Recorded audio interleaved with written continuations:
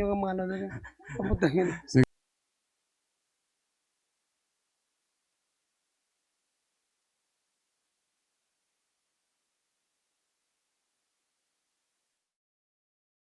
Magandang umaga po, Gov. Good morning sa lahat.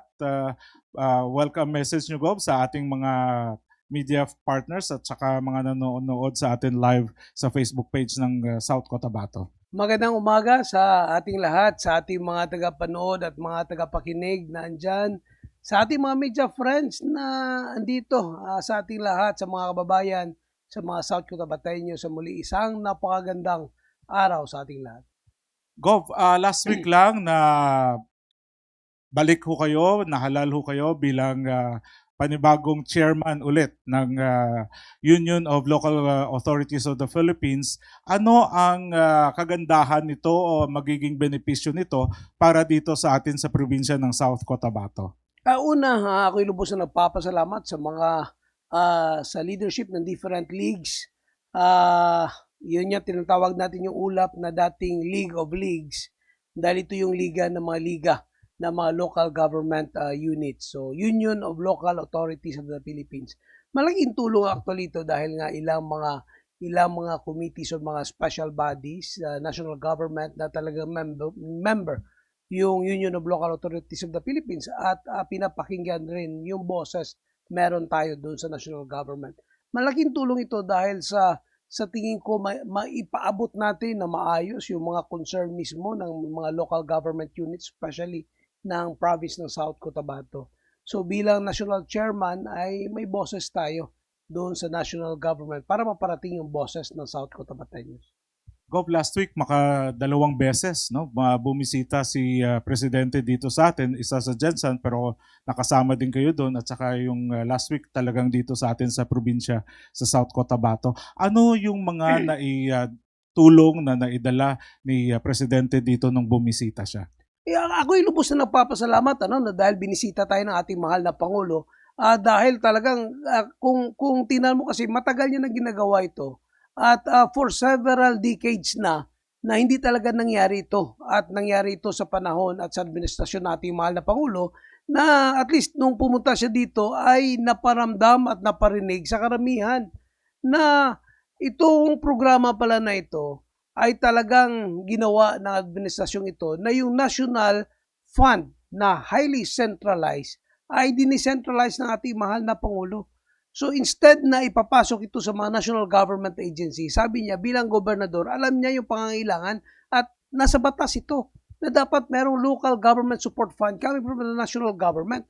At itong administrasyon lang na ito, yung administrasyon lang na ito, ang talagang ginawa ng paraan na talagang ibinaba niya yung pundo equally regardless of political affiliation. Saan ka man na partido, ganito ganyan, talagang equal yung distribution. Una, sa province, population-based. Second, sa mga munisipyo, pantay-pantay lahat. Sa city, dahil malaki, population-based. Sa lahat ng barangay, dinaunloadan. Kauna-unahang pagkakataon nito na walang pinili sa 42,000 barangays. At ako'y lubos na nagpapasalamat dahil ang mahal na Pangulo mismo ang bumaba dito at nagsabi, ito na yung ginagawa namin ngayon. Marami kasing hindi nakakaintindi. Maraming yung paniniwala nila, nagdidepende lang sa kung ano nakikita nila sa social media. Ngayon ito pala yung totoo. Ito pala yung nangyari. Ito pala yung ginagawa. Na talagang, kung mapapansin ninyo, talagang mararamdaman ng mga local government units yung pagbaba talaga ng pundo from the national government. At sabi nga ng Pangulo, ito'y sumula sa susunod na taon, lalaki pa ito yung maibabang pundo on top of the national tax allotment na meron yung mga local government units natin.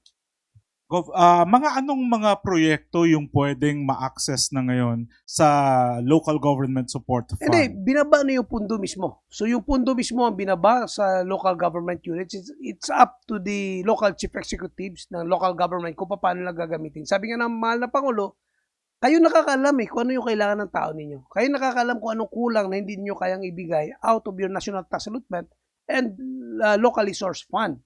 Ito yung pera, tingnan nyo kung paano ito makakatulong sa mga kakulangan.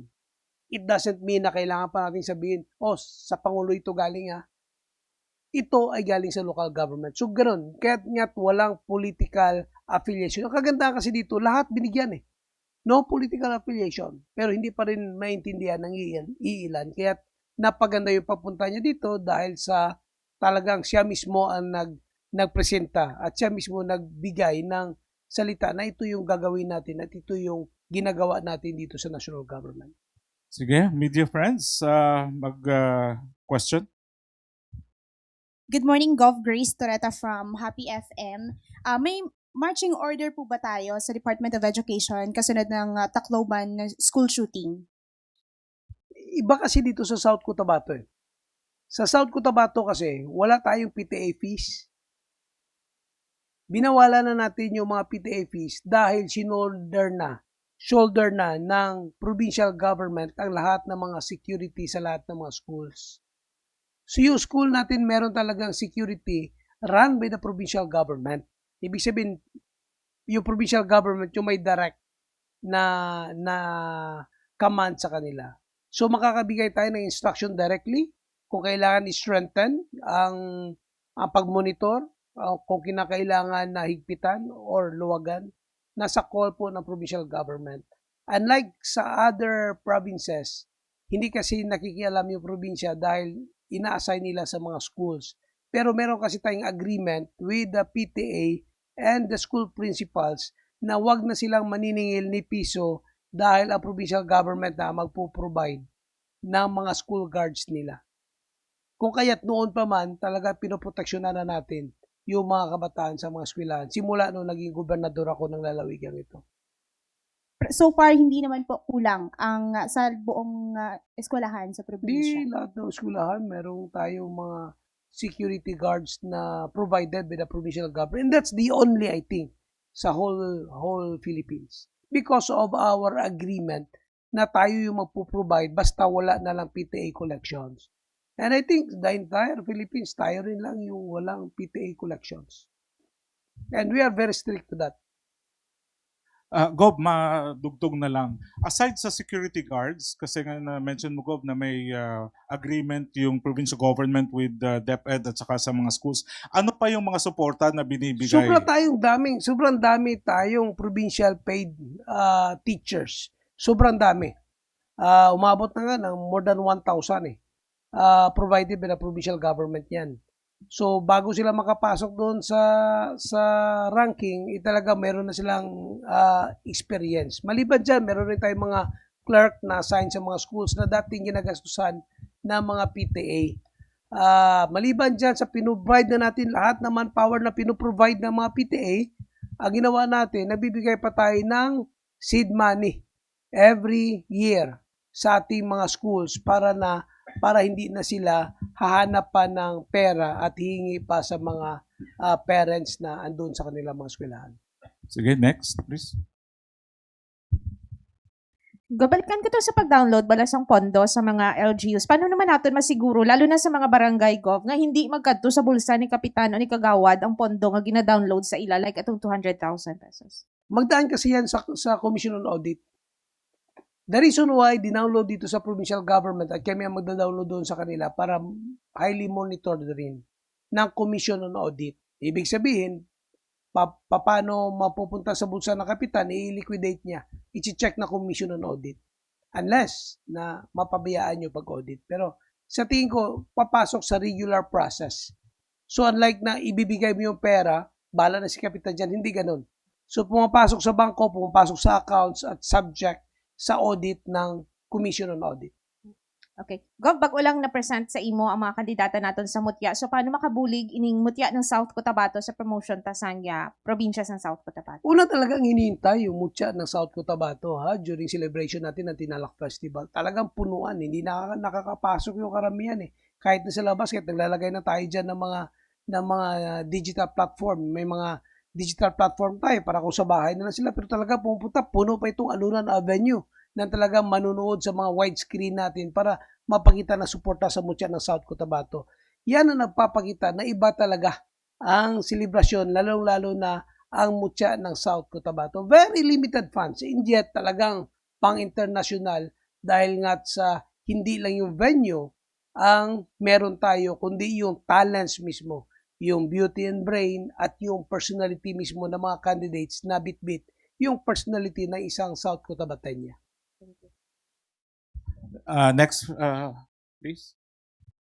Ang pulumulo ka, Tagalog na dahil, taga-tupig, reklamo, hindi ka intindi sa Ilonggo, ha?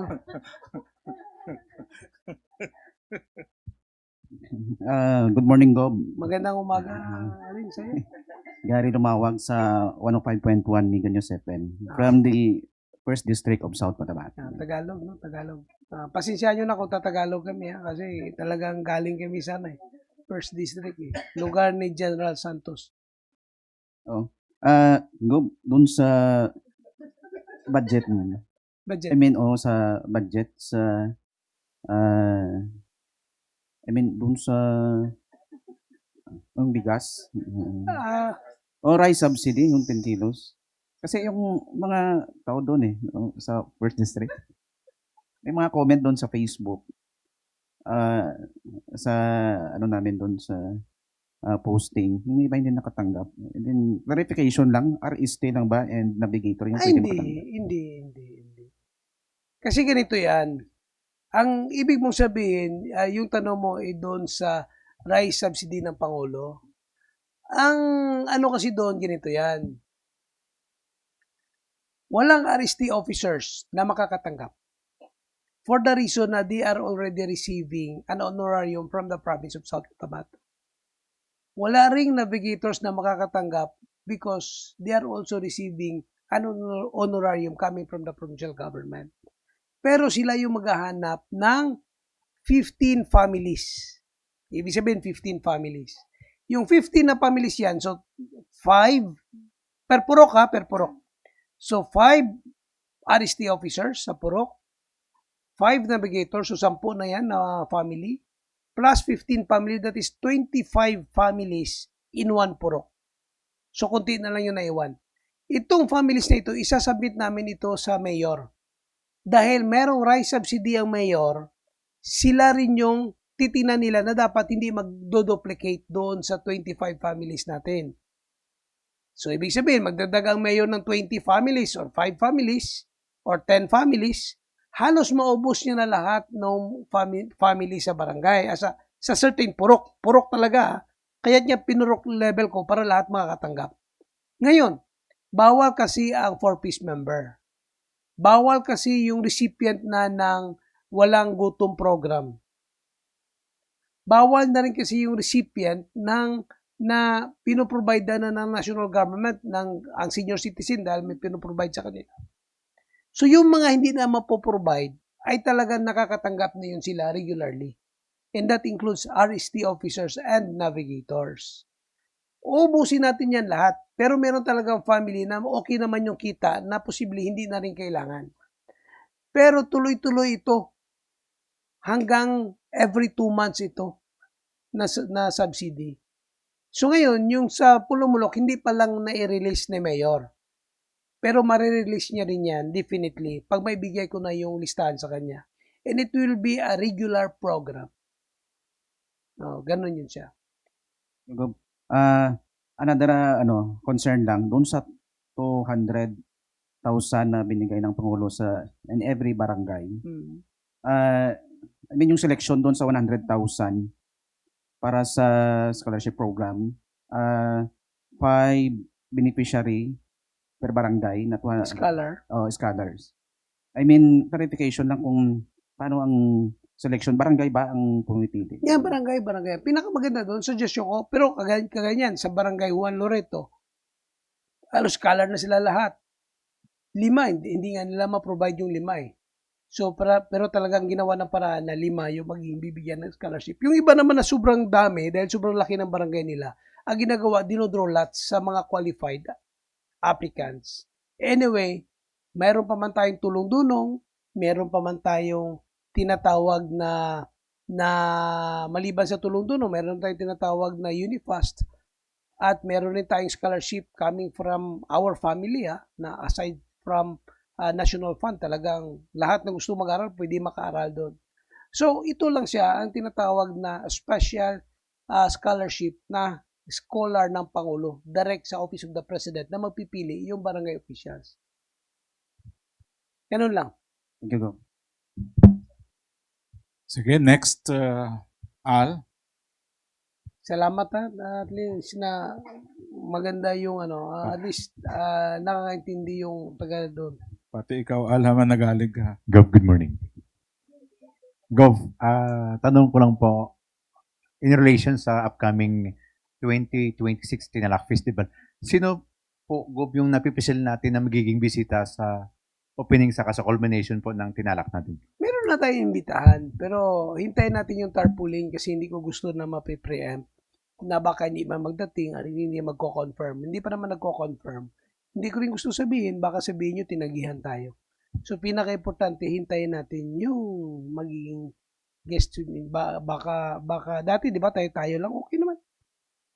Ang importante, hindi lang yung bisita, kundi yung paano natin isi-celebrate yung nakaraan. Yung sacrifices meron, yung mga matatanda natin, yung sacrifices meron, yung mga nauna sa atin para maabot natin yung ganitong kagandang South Cotabato. Gov, dagdag na katanungan po. In connection pa din po doon sa pagbisita ng ating Pangulo last week po. Maliban doon, Gov, sa pagbibigay ng ayuda doon sa mga barangay, yung sa presidential scholars, and doon sa pagbibigay ng ayuda sa mga biktima ng lindol, ano pa po yung magandang balita na dala ng Pangulo para po sa mamayan ng South Cotabato? Napakaganda kasi sabi niya, ito na yung pera ng national government na supposedly ito ay ibibigay sa mga regional offices para magkakaroon ng assessment at ibibigay sa baba. Pero napakatagal yun. Bilang gobernador dati, sabi ng ating mahal na Pangulo, alam ko yung anong pangangailangan, alam ng gobernador yan, alam ng mayor yan, alam ng barangay kapitan yan, ibibigay ko sa inyo direkta, kayo na ang bahala kung paano ninyo i-address yung mga kakulangan ninyo, ito yung ipuno ninyo. So, ito ay pasimula pa lamang. Pasimula. Ibig sabihin, ang good news nito ay sa susunod na taon, hindi lamang ito, kundi mas palakihin pa natin yung ida-download na pera. Yun ang magandang balita. Hindi lamang sa probinsya, kundi pati na rin sa ating mga barangay. Isa sa magandang balita niyan. At isa sa pinakamaganda talaga, ang provincial government ng South Cotabato, ibiniba niya na talaga directly.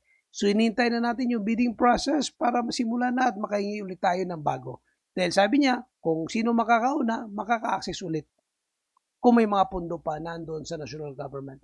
Ito ay napakaganda dahil ito ang pagsisimula ng pagdi-decentralize na ng gobyerno, ng national government, ng central government, ng funds papunta doon sa local government na alam naman talaga na mahal na Pangulo na ang local government ay talaga maaasahan niya lalong-lalo na sa delivery ng services meron tayo.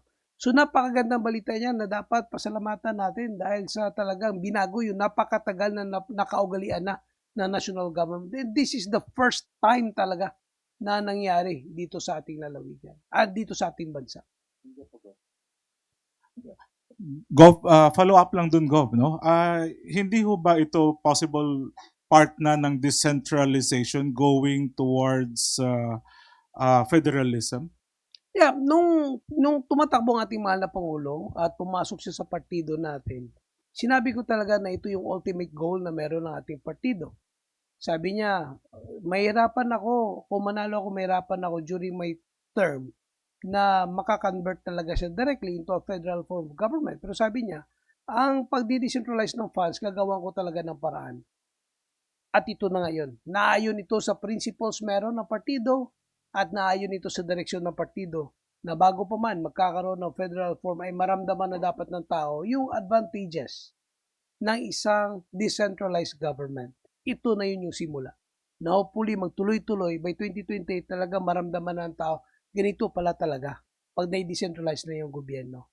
So hopefully ako, hindi pa rin ako nawawala ng pag-asa at naniniwala pa rin ako na sa lalong madaling panahon ay talagang magkakaroon na ng Federal Republic of the Philippines.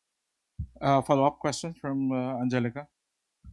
Good morning, Gov. Angelica de la Cruz from Top Gun Radio, Coronadal. Gov, nang follow-up ko lang to sa question ni Sir Gary regarding to sa presidential scholar. Pwede ba kita diri sa South Cotabato, sa provincial government, magpagwa, Gov, sang listing sa mga 5 scholar per barangay. Kay damo abisang may naga-question kag nagapamangkot nga kung pwede daw mapagawa ang listing sa mga scholar. Ay, lalabas talaga yan kasi sa public documents naman. Wala namang problema yan. Lalabas talaga yan at isasubmit nila yan for audit. Definitely dadaan yan dito sa provincial government. Huwag kayong mag-alala. Ang kagandahan nga dyan, may draw lots pa nga ng mga barangay dahil sobrang naman qualified. Pero alam nyo naman, South Cotabato ito. Kung sa tingin mo talaga hindi ka makapag-aral dahil wala kang pera, di pumunta ka doon sa bayan namin dahil kami na yung pamilya na namin na magpapaaral sa iyo. At alam nyo naman yan na hindi mo na kailangan pumunta pa sa mga politiko para maka-avail ng scholarship dito sa South Cotabato. Even other provinces and other regions pumupunta pa dito para mag-avail ng scholarship natin dahil hindi naman talagang pumupunta yung mga kababayan natin sa mga politiko para maka-avail nito. Mag-enroll lang, automatic makaka-avail na sila. At nangyari yan for, I think, 16 years na. 16 years na pala. Ibig sabihin, hindi yan problema natin. Additional lang na allowance yan. Kaya't nga't ini-encourage ko rin na talagang ipapublish yan, pero hindi naman kawalan yan sa gusto mag-aral ng kolehiyo. Dahil ginagawa naman talaga natin sa lalawigan na talaga makapag-aral na sana hindi ito yung magiging basihan para makapagtapos tayo ng ating pag-aaral, lalong-lalo na sa kolehiyo. Sa ato naman nga Tinalak Festival Gov, may expectaron ba kita nga mga bisita, for example, mga artista or mga girl groups nga mag-abot rin? Dito, ano ibig mo sabihin ng girl groups? Grupo ng mga kababaihan. Meron naman tayo. Actually, meron tayong liga ng mga kababaihan dito. Meron rin tayong 4Ls. Gov. Basi may mita na natin ang bini. Ang bini. Ang bini? Ano ang bini? Hindi, alam ninyo, kung artista lang hanapin natin, marami ng artista dito. Hindi nga lang pambida. Yung iba pang kontrabida. Yung iba pambida. Kita nyo naman kanina doon, no? Sa Mutya pala, maraming bida doon. May mga kontrabida rin. Kahit sa mga officers. May kapangalan man, Gov. May mga kapangalan din. No? Kaya yan. Kanina, sa mga government officials lang, ha? Hindi lahat bida. Yung iba kontrabida rin. Kaya ko, tingnan mo. Kung may balbas lang, ano man lang yung mukha ni Paquito Diaz. Di ba? Ibig sabihin, minsan kasi, iba yung pananaw ng iba sa selebrasyon ng Tinalak Festival. Pero definitely meron talaga yan dahil meron man talaga nagsusponsor na magpaparating talaga ng mga artista. Tayo rin, meron rin na nag-i-invite rin tayo. Pero ibig sabihin, hindi ito ang basihan para mag-enjoy tayo. In a 60th foundation anniversary, babalik tayo doon sa mga sacrifices na dapat may pasok natin sa puso't isip ng ating mga kababayan. Ito yung sakripisyo meron yung mga nauna sa atin na dapat nating pahalagahan at dapat nating i-treasure yung mga sacrifices na ito dahil ito yung nag-mold sa atin at ito yung rason kung bakit ganito tayo ngayon. At dahil dyan, pinaparamdam natin sa henerasyong ito, nagganon din kalaki yung responsibilidad at obligasyon natin na mapanatili yung kaayusan ng ating probinsya para tayo na may aalalahanin ng mga susunod sa atin kung paano natin inayos at lalong pinaganda ang lalawigan ng South Cotabato. That's the essence actually ng celebrating a foundation anniversary ng isang lugar.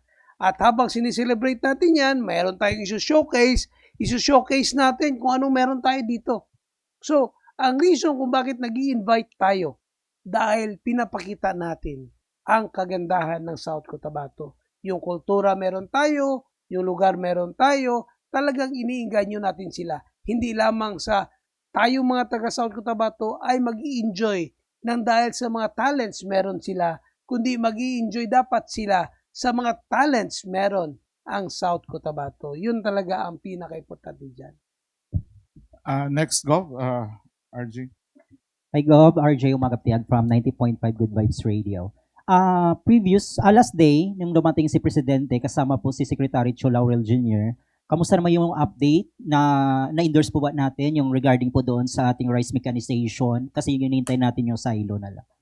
Yeah, naparating na rin natin, minamadali naman din nila. Hopefully medyo na-delay talaga sa, alam niyo naman, yung mga nauna. Pero sige na lang. Hindi naman dapat na magsisiyan tayo, kundi tatrabahuin na lang kung ano pwede natin magawa para maisaayos na yung mga silo na yan. Other question, Gov, regarding po sa, alam naman natin na maraming effort ng ating presidente and na-appreciate natin.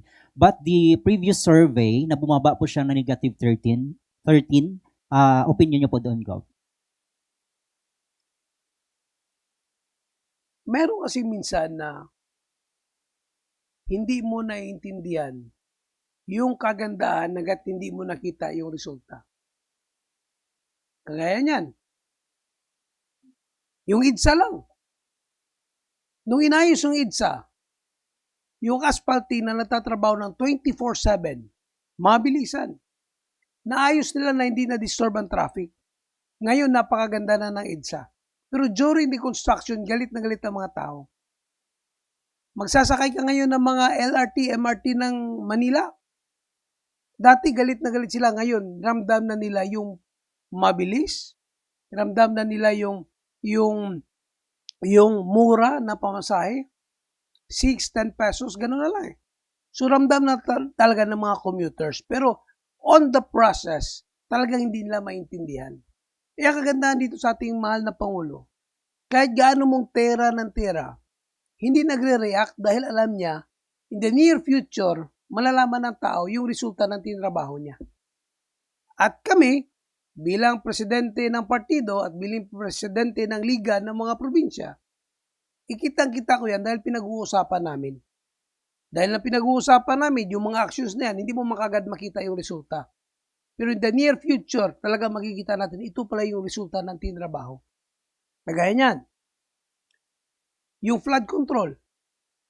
Ilang decades na nangyayari ito. Sa panahon niya, in-stop niya. Nung pag-stop niya, maraming galit.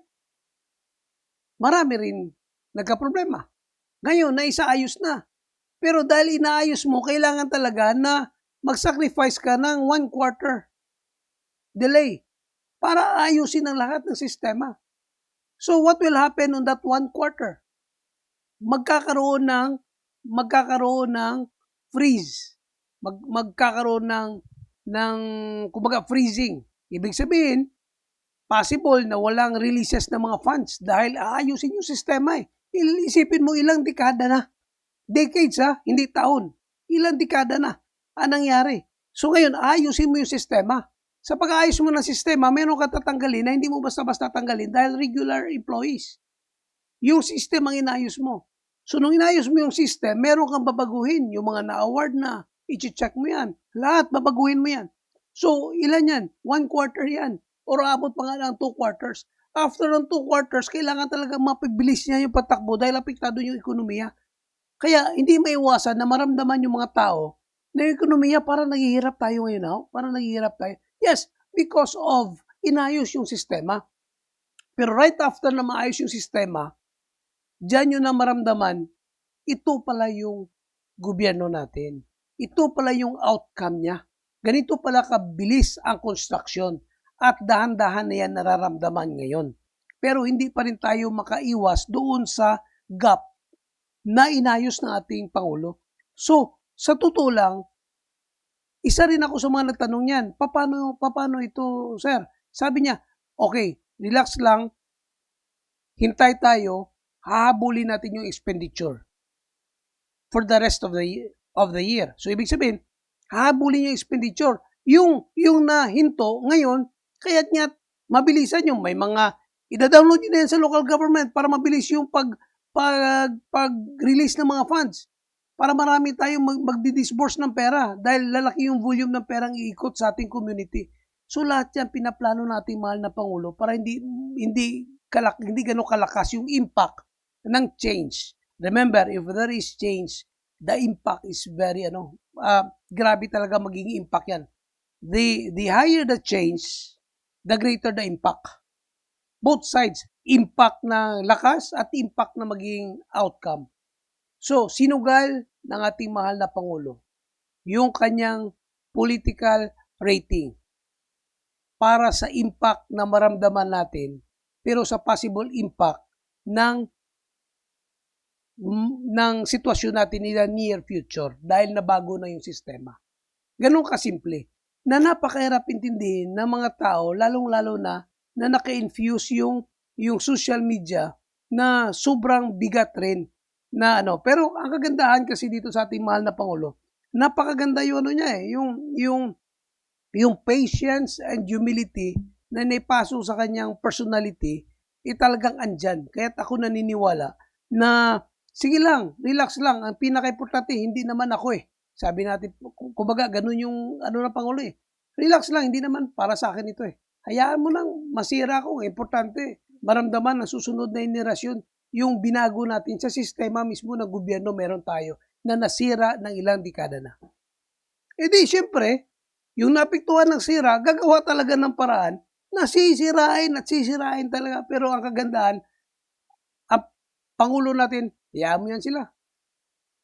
Hindi naman yan, it doesn't affect me naman Parang ganun, inayaan lang. So, ganun ang kagandahan sa sitwasyon natin ngayon.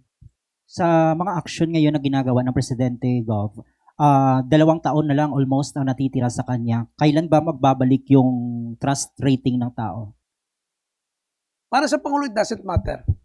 As long as makorek niya yung sistema. May it be maalala ng tao a decade after his term or 2 years after his term, hindi naman importante sa kanya Dahil hindi naman siya tatakbo ulit ng Pangulo Ang importante sa kanya na during his term, kailangan mabago niya yung sistema na matagal nang nakaugalian na talagang bulok na talaga na sistema. At ito ay dinadahan niya binabago. So, gano'n lang naman kaya importante dyan Sabi nga ni former President Duterte, kahit bibigyan mo pa ako ng 20 years, hindi ko kakayanin yan. I think you need a Marcos para gawin yan. Pinanindigan na naman ni Marcos na sige, isusugal ko na yung political career ko dyan. Basta babaguhin natin yung sistema. Naayon siya sa salita ng former President Duterte na hindi niya kakayanin in 2 decades. Dahil talagang bulok na. Ito ngayon, sinubukan na binago. Sinubukan na isinugal lahat para lang maibalik sa tamang ayos yung sistema meron tayo. At kaisa ako dyan, even if it cost my political career.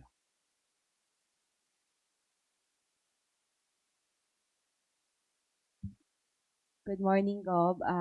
Jen from the XKI. Simula na naman po yung tag-ulan ngayon. Kumusta po ang situation ng dengue dito sa South Cotabato at ano po yung intervention natin sa tumataas po ng mga kaso? Pinapatay natin Lumok. yung mga dengue.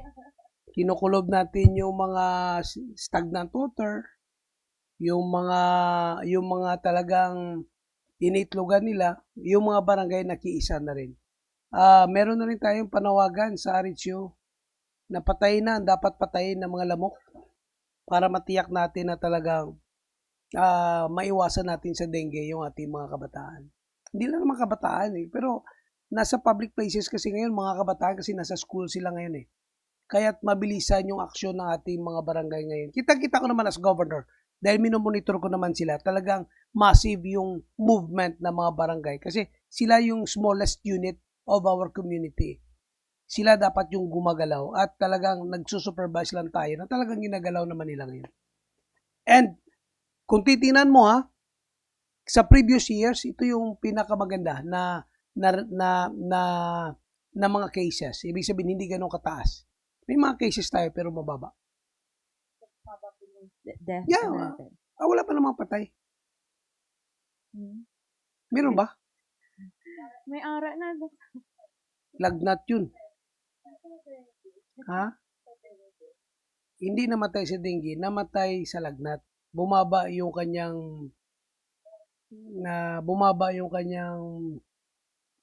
platelet.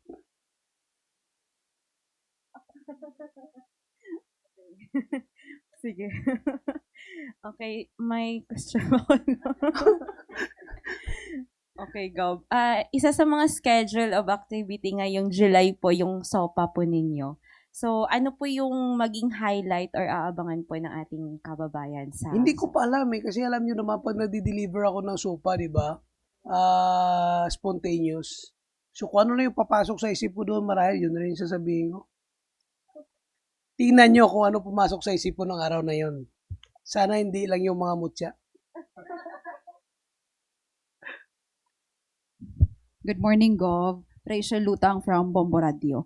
Gov, Ano boss, apelido mo? Lutang po. Pero okay ka na ngayon. Opo, opo, Gov. Okay lang, Gov. Sinisiguro ko lang Okay po. na hindi ka lutang. Okay lang, Gov. Boss Gov, may price hike na naman kita. Kamusta, Gov, ang negotiations naton last time? Tong update mo po about sa gasolina, sa gatong po na negotiation nyo po sa iba na province sa gatong naton. Mura ng fuel ngayon eh. 65 na eh. Boss Gov, masaka naman siya. Pero hindi na umakyat na mataas. Nandun lang sa 65, 67, 68, 69 eh. Hindi na ganun kataas eh.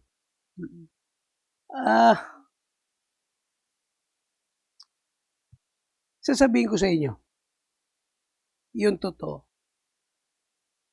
Although meron tayong order talaga sa labas. Pero ang reason minsan as chief executives na nagpapalabas tayo ng statements during critical period to ease the situation, to balance the situation sa community. Nung sinabi ko na 2 to 3 months from now, bababa ng 60 plus ang fuel dahil meron tayong parating na fuel, 2 months pa lang bumaba na. Walang hoarding na nangyayari. Bakit man? Takot sila, baka dumating na yung in-order ni Governor at nag-hoard tayo. Talagang mahirapan tayo sa disposal nating fuel. Sometimes, as chief executive, kailangan mo talagang i-balanse yung emosyon, yung reaksyon ng mga tao, especially sa presence ng social media. So kung titingnan nyo ngayon, wala pang 3 buwan, nag-60 plus na yung fuel. Yung in-order natin, sinabi ko sa inyo, 60 plus 2 months from now or next month baka darating na. Ito na yun ngayon. 60 plus na. Angat man ng konti lang, pero by next week, babagsak na naman. And soon, talagang bababa at bababa na siya. Pero, pag tumaas ito, nakareserba na yung in-order natin na anytime, pwede pa rin nating i-release. So sa ngayon, napakaswerte na tayo, balik na sa normal, yung mga presyo hindi na ganun kataas, normal na ito na estado. Nung mayor ako, during the time of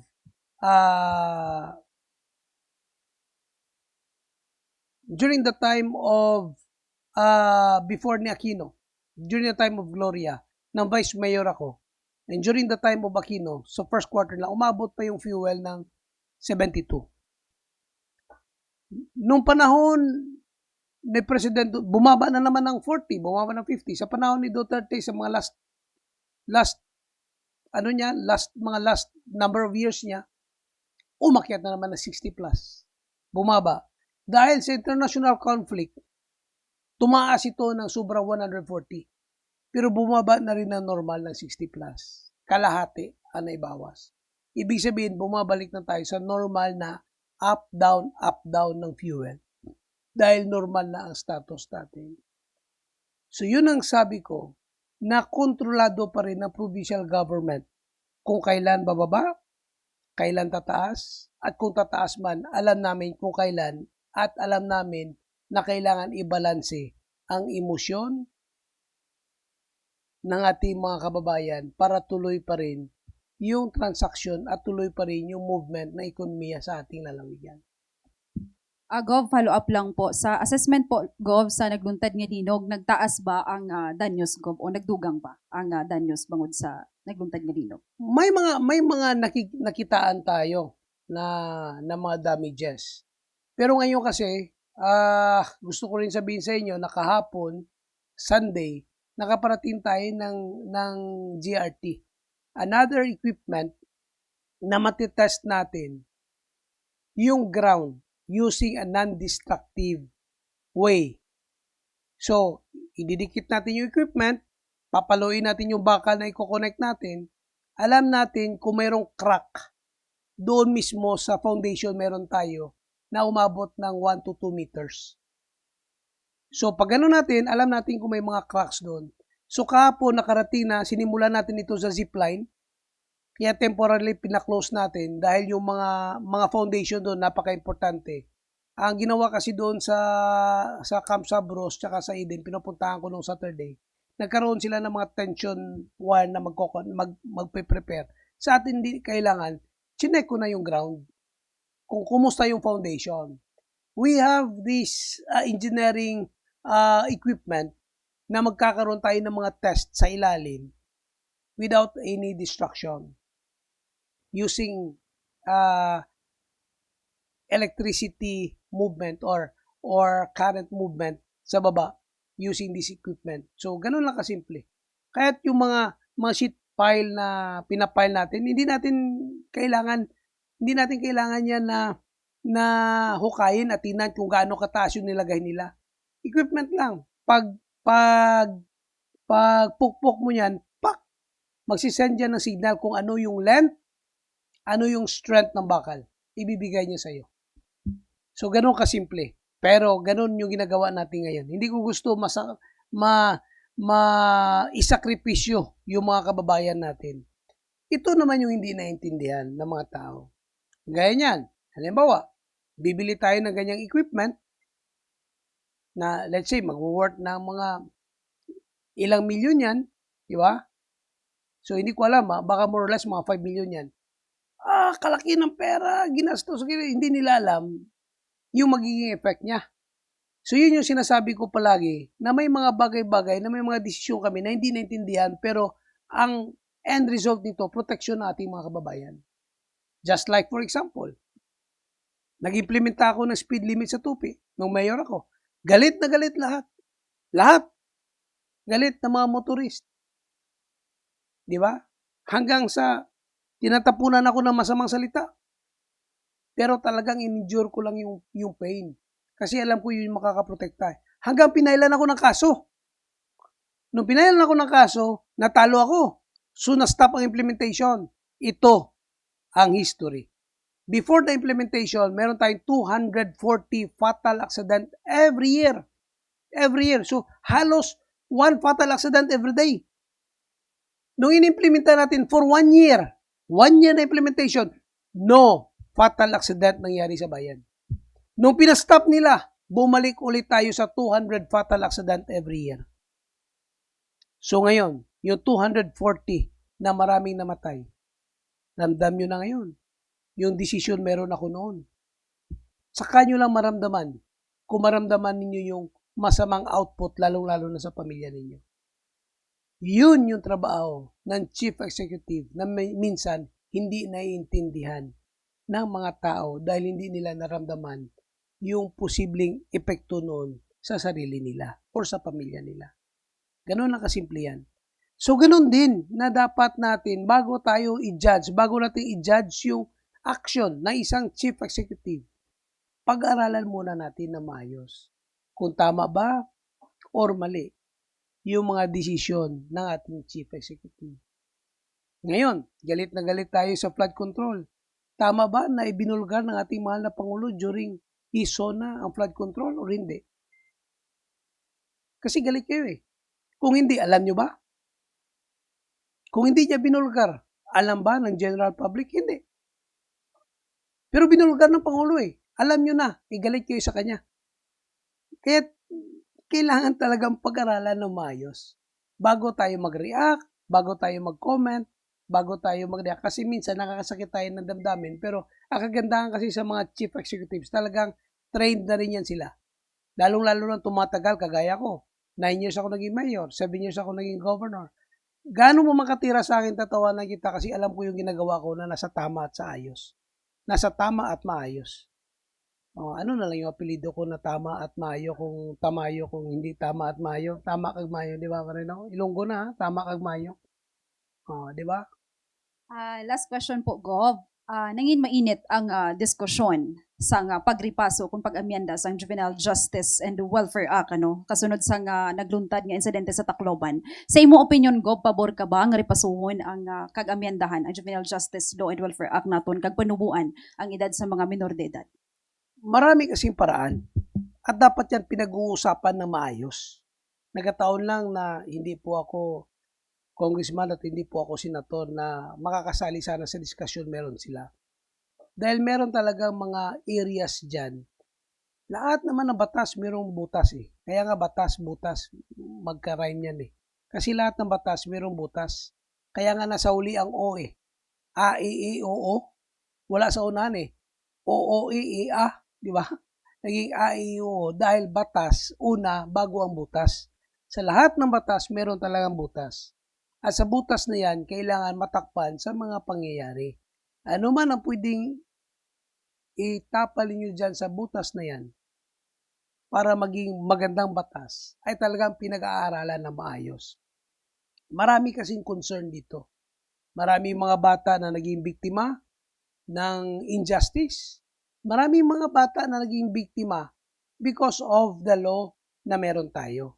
Kaya't binabalansi dapat ng gobyerno yan. At binabalansi rin yan ng gumagawa ng batas. Kaya nga andoon sa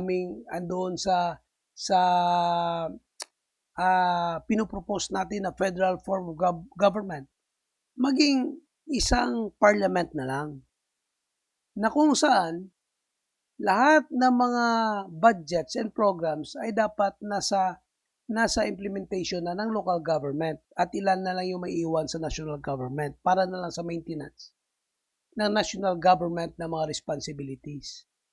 Pagdating doon, talaga mahirapan na makaka-generate ng funds doon yung mga senador.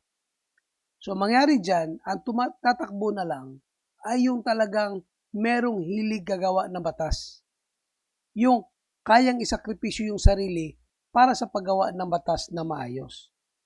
Yung mga anak ni former ganito, yung anak ni former ganito, na kulang naman ng knowledge and skills para gagawa ng batas, hindi na makakatakbo dahil wala naman sila makukuha ang pera dyan. Yun yung pinopropose natin sa federal form of government. Thank you, Gov. Good morning, Gov. Sheila Canyonero of Max FM Corona Dal. Ano apelido? Canyonero. Ano? Bali, last week, Taga Negros ka? hindi. Siguro ang mga ano ko. Kaya bala mo sa panahon sang hapon so nasulinda sila dito sa kay damo kanyon niya giputos lang di ba sa Mayo 5 to no tong piyesta nila nga to mga puno ka saging giputos nila ka black nga tila abi sa mga kalaban mga pun kanyon so amo na nga abi ko taga Negros ni si Canyonero. Yes po. Bali, last week, Gov, nagpagawa sa pronouncement ang PBOX nga there is a possibility that 8.2 magnitude na quake is possible to hit anytime, no complacency. Nga dapat ready ang tanano nga mga pumuluyo. So, kung tabi, Gov, i-compare ta ang ratio sang aton responders sa ratio sang aton nga population, mabaltagid nga hindi gid sapat. So, how ready is the provincial government and the Disaster Risk Reduction Office para mag-respond in terms na gid sa hindi taman gina pangamuyo but then possible nga matabo anytime. So how ready is our disaster response? Ginagawa natin lahat ng best natin. May it be not enough pag-abot sa actual scenario, but we're doing our best. Hanggang doon sa expansion, nagkakaroon tayo ng 5 auxiliary responder in every purok. That is around 15,000 in the entire province. Hindi pa kasama yung sa ibang local government units. That is only directly reporting to the provincial office. That is 15,000, equally distributed sa lahat ng mga puroks. Pero yung sinabi ng PBOX, noon pa yan talaga na anytime pwede na tatamaan tayo ng malakas na lindol because of the fault line na meron yung mundo. Yung mundo mismo natin. And that is also biblical. So, sino ang makakapigil? But as Chief Executive, mini-make sure ko lang na ready tayo in our own capacity. Pagdating na panahon, just like 7.8, kita nyo, in less than 4 hours, ganito ang sitwasyon. In less than 6 hours, ganito na. In less than 12 hours, ganito na yung sitwasyon natin. Because of, sa tingin ko, ready naman talaga tayo. Pero paano tayo magiging ready? Kung ako yung mauna mahulog doon sa butas na, di ba? So, may second in command. O kung wala rin siya, may third in command. Paano yung isa? So, in our own capacity, talagang ginagawa natin na piniprepare natin yung mga tao. And that's the reason why tinitrain natin yung 15,000 responders province-wide. May 15,000 rin na directly from barangay and municipalities. So that is 30,000. Ano na yan? More or less, nasa nasa 1 in every 2 families na yan. Or 1 in every 3 families na responder. Ibig sabihin, gano'n nakalaki yung mga responders natin. And yet, alam natin na pag tumama, sino nakakaalam kung ano magiging sitwasyon at sino makakaalam kung sino pa maiwan sa atin. But I'll make sure na in my own capacity of our provincial government, talaga ginagawa natin yung best na para talaga sa atin. Lastly, Gov, question about sa possible nga drought nga maigo sa aton. Wala man ta nasali no ang South Cotabato, pero ang Philippines no possible maka-experience and diri gani nag-ready man kita last time kung no nakapagawa man sa pronouncement ang PDRMO about it sa kung ano ang ginahimo sa provincial government. Pero may mga nagagawa abil Gov nga ang Philippines compare sa Thailand, how ready are they pag about sa drought. So bali hindi man abi tanan Gov is news-oriented, hindi tanan nga tawo nagapamati sa balita. So paano ta ba mapaprepare ang aton residents about it kay pareha sa Thailand sa mga establishments nila may ada sang mga announcement about sa anong ilahimuon para magdi ang mga residents. Kasi alam ko na ready tayo. Sobrang daming springs sa South Cotabato. Maging ready tayo.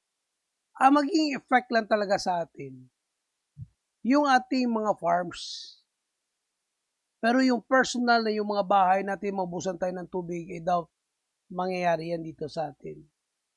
Dahil sobrang daming springs because of the presence of 2 volcano. Ang Matutom and Mount Parker. Na source talaga ng tubig natin yan. May mga lawa rin tayo dito. Siyempre, yung lawa na yan, napupuno yan, nababawasan yan, pero ganun kalaki. Ibig sabihin ganun kalaki. Yung input. So, saan yung galing? Drinkable yun. Ibig sabihin, we will have enough for human consumptions. Ang problema natin, yung tatamaan ng mga agricultural farm natin. Nakaprepare tayo because of irrigations. Inopen na rin natin mahal na Pangulo, yung dam nandun sa Sultan Kudarat na will also help us here in the nearby provinces. Maliban dyan, may mga areas tayo or may mga crops tayo na makastand sa any drought na pwede rin natin kainin. So ginagawa natin lahat ng paraan na kung paano may prepare. Darating man siya o hindi, I think preparado talaga yung provincial government. Thank you so much, Gov. Last question.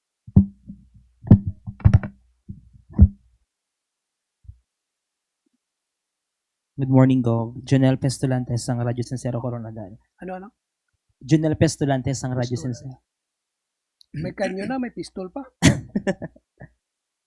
Dirita Gov sa mga manaming nga balita, no? Aside sa pagkadadali ni Presidente kang nagpaghatag sa mga pondo sa ato niyang probinsya, pasado ang ato niyang probinsya sa kung 100% niya compliance rate no sa bilong sa pasado sa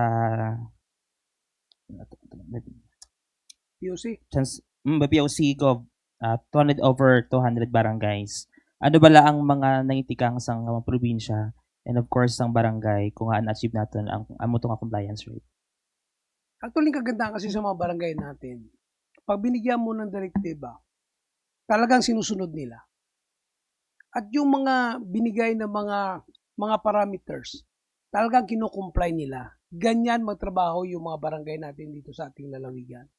Na sana magtuloy-tuloy kasi hindi lang naman sa implementation ng peace and order parameters, kundi doon rin pati sa financial, halos pasado rin lahat ng buong probinsya ng South Cotabato. Kaya ganun kaganda yung implementation dahil sa pagkakaisa marahil ng mga South Cotabatanos.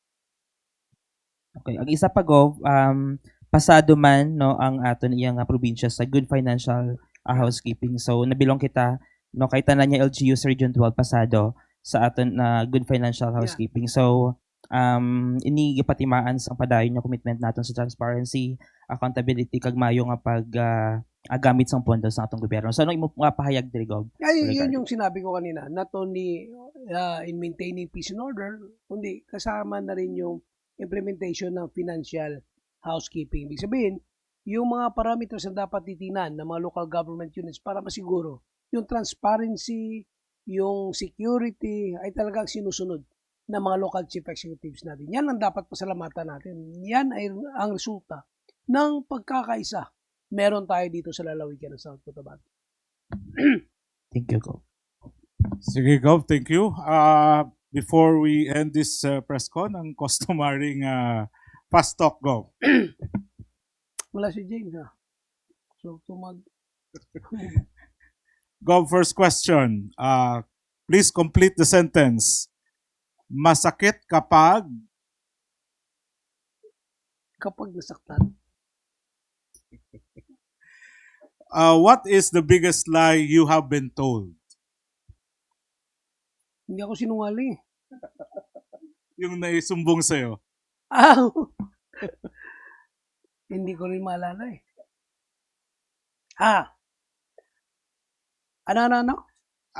What is the biggest lie you have been told?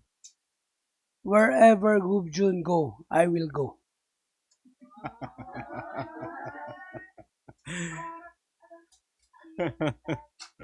Kinakanta niya yan palagi. Next, Gov. Ano ang mas madali? Let go or hold on? Let go. Mas madali. Next, Gov. Umiiyak ka rin ba? Siyempre. Oo o hindi? Lagi ka bang... Next question, Gov. Oo o hindi? Lagi ka bang nasa beast mode? Hindi. How many pairs of shoes do you have? 20? Sana yung sponsor ko. May sponsor ako eh. Halos lahat ng meron ako eh. Last question, Gov. Kaya bang walang cellphone in 24 hours? Oo naman. Oo naman. Sige, Gov. Walang stress, walang cellphone, walang stress. Kung gusto mo mag-unload ng stress, iwan mo yung cellphone mo. At marami akong pair of shoes dahil tatlo kami ng dalawang anak ko na lalaki, parehang size na pa. Pareha. Sige, Gov, message, Gov, bago tayo magtapos ng ating Hindi, sa lahat, nakakasawa man pakinggan, pero ito talaga yung susi kung bakit ganito tayo sa South Cotabato. Nagkakaisa tayo sa lahat ng pagkakataon. Kaya ipagpatuloy natin yung pagkakaisa para sa isang progresibo at maunlad na lalawigan. Maraming salamat at magandang umaga sa ating lahat. Thank you. Thank you po sa lahat din ng mga nanonood sa atin. Maraming salamat. Bago tayo magtapos, picture tayo with